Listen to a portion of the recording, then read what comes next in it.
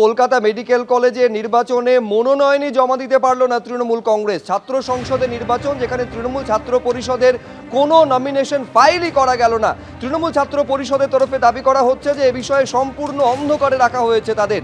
আরও বিস্তারিত সন্দীপ সরকার আমাদের প্রতিনিধি বলতে পারবেন। সন্দীপ, সাম্প্রতিককালে এরকম ঘটনা খুব একটা ঘটেছে বলে মনে পড়ছে না, যেখানে শাসক দল বা শাসক দলের ছাত্র সংগঠন নমিনেশন ফাইল করতে পারছে না।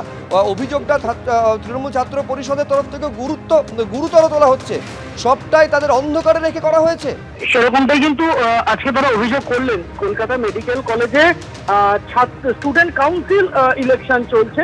যেহেতু ছাত্র সংসদ নির্বাচন শিক্ষা প্রতিষ্ঠানে আমাদের রাজ্যে বন্ধ রয়েছে বেশ কয়েক বছর, সরকারের তরফে সবুজ সংকেত নেই এখনো ছাত্র সংসদ নির্বাচন করানো। কলকাতা মেডিকেল কলেজে 2022 সালে প্রথমবার ডাক্তারি পড়ুয়াদের চাপে, বিভিন্ন ছাত্র সংগঠনের চাপে কলেজ স্টুডেন্ট কাউন্সিল ইলেকশন চালু হয়েছে। সেই স্টুডেন্ট কাউন্সিল ইলেকশন 2022-এ প্রথম হয়, তারপর 2023-এ হয়। গত বছর আরজিকর কাণ্ডের পরিপ্রেক্ষিতে হয়নি, এবছর আবার হচ্ছে।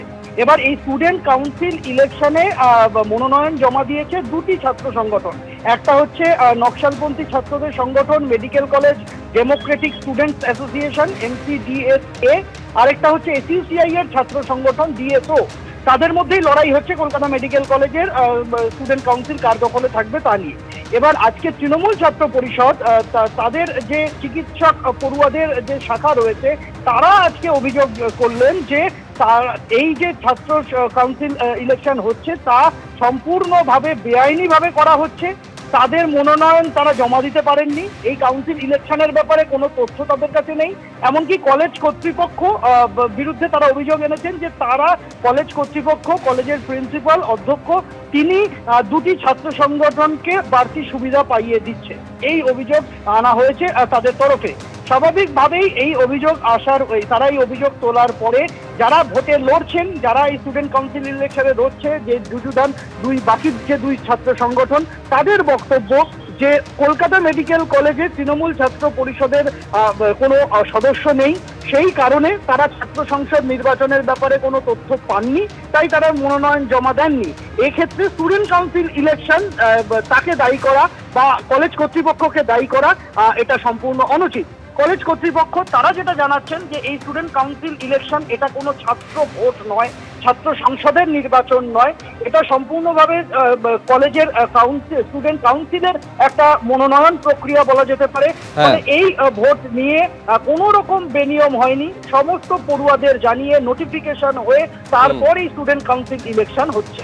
বেশ সন্দীপ, আপাতত তোমাকে ধন্যবাদ। এবার এই যেটা নিয়ে বিতর্ক তৈরি হয়েছে, তৃণমূল ছাত্র পরিষদের অভিযোগ হচ্ছে অধ্যক্ষ একটা অংশকে সুবিধা পাইয়ে দেওয়ার চেষ্টা করছেন। এবার ছাত্র সংগঠনগুলির কাদের কি বক্তব্য আমি সবটা আপনাদের সামনে পরপর রাখবো। এই ভোটটি সম্পূর্ণ অগণতান্ত্রিক উপায়ে করছেন। প্রিন্সিপাল এখানে কোনো যে NMC গাইডলাইন্স আছেন সেখানে মানেননি। আমরা নতুনভাবে এই ছাত্র সংসদ নির্বাচনের দাবি জানাচ্ছি এবং সেটি যাতে কলেজ কাউন্সিলের অনুমতিক্রমে হয়, সমস্ত ছাত্রদেরকে কাছে অনুমতি নিয়ে সবার কথা শুনে যাতে এই ছাত্র সংসদ নির্বাচন হয় তার দাবি জানাচ্ছি। এই যে নির্বাচনের দিনক্ষণ ঘোষণা হয়েছে, এটি কোনো কলেজ কাউন্সিলের মিটিং হয়নি, অধিকাংশ কলেজ কাউন্সিল মেম্বাররা এটি জানেন না। তাই এবং SOP যে আছে, SOP কোনো বেরোয়নি, যে সমস্ত ফ্যাকাল্টিদের কমিটিতে রাখা হয়েছে তারাও অর্ধেকে জানেন না এই ব্যাপারগুলিকে নিয়ে, তাই আমরা এটাকে বয়কট করেছি। ভোট যে হবে, ভোট যে করা প্রয়োজন, এই কথা স্বয়ং মুখ্যমন্ত্রী তিনি নবান্নে বসে জুনিয়র ডাক্তারদের সাথে মিটিংয়ে তিনি ঘোষণা করেছিলেন যে মার্চ 2025-এর মধ্যে তারা নির্বাচন করাবেন। কিন্তু আমরা দেখছি এতদিন কেটে গেলেও কোনো নির্বাচন কোনো কলেজে সরকারের পক্ষ থেকে, কর্তৃপক্ষের পক্ষ থেকে তারা কোথাও করাতে চাইছে না। সেই অবস্থায় মেডিকেল কলেজ কর্তৃপক্ষ, আমরাও এখানে ইউনিয়ন ইলেকশনের দাবি জানালেও, ইউনিয়ন ইলেকশন না হলেও, ইউনিয়ন গঠন না হলেও কলেজ কাউন্সিল গঠন, স্টুডেন্ট কাউন্সিল গঠন হবে এবং তার জন্য ভোটিং প্রক্রিয়া চলছে। ফলে খানিকটা গণতান্ত্রিক পরিসর মেডিকেল কলেজে রয়েছে। এই গণতান্ত্রিক পরিসর আমরা মেডিকেল কলেজের ছাত্রছাত্রীরা এখানে তৈরি করতে পেরেছি। এই গণতান্ত্রিক পরিসরে স্বাভাবিকভাবেই TMCP তাদের থ্রেড কালচার, তাদের TMCP তাদের যে দুর্নীতি, এই সমস্ত কিছু ছাত্রছাত্রীরা ছুঁড়ে ফেলেছে। তার ফলে তারা এখন এই ধিকৃত হয়ে, তারা কোথাও ছাত্রছাত্রীদের কাছে ঠাঁই না পেয়ে তারা আজকাল এই সব ছুতো খুঁজছে, তারা এর মধ্যে একটা প্রাসঙ্গিক হয়ে ওঠার চেষ্টা করছে। তৃণমূল ছাত্র পরিষদ যতই লাফালাফি করুক, মেডিকেল কলেজ, কলকাতা মেডিকেল কলেজে কোনো ছাত্রছাত্রী তৃণমূল ছাত্র পরিষদ করে না, বরং তাদের ঘেন্না করে। তাই তৃণমূল ছাত্র পরিষদের কাছে কোনো রকম খবর পৌঁছয়নি।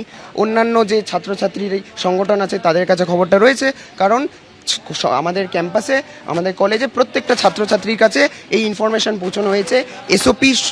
এসওপি সহ এই ইলেকশনে যা যাবতীয় গাইডলাইন রয়েছে এবং সেটা কর্তৃপক্ষের কর্তৃপক্ষের স্বীকৃত যে গাইডলাইন সেগুলো সমস্ত ছাত্রছাত্রীর কাছে পৌঁছেছে। সুতরাং তৃণমূল ছাত্র পরিষদ যেই সমস্ত অভিযোগ করছে সম্পূর্ণ ভিত্তিহীন এবং গোটাটাই একটা মিথ্যাচার।